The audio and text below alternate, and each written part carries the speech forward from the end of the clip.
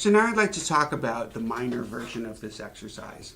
For this one, I like to use the harmonic minor. It has a flat third like every other minor. The sixth is flat, but the seventh is natural. So there's a wider interval between the sixth and seventh. Let's hear what that sounds like. It's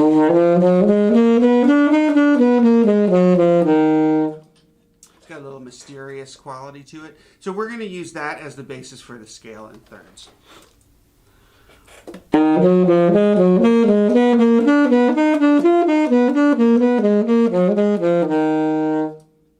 Now we're going to do a similar thing with the grand arpeggio. We'll go up on the minor arpeggio, but coming down, instead of playing the arpeggio based on the fifth, we're actually going to play a diminished seventh arpeggio where the root of the note is a half step above the fifth. The three of these notes are the same as the dominant arpeggio based on the fifth. It's only the fifth that is changed. So just to be clear about this, the minor arpeggio would sound like this.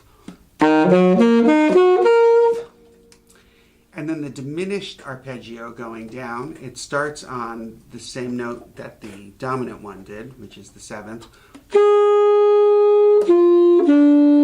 But then this next note is going to be a half step above the fifth. And we finish it up on the bottom. So the grand arpeggio in minor sounds like.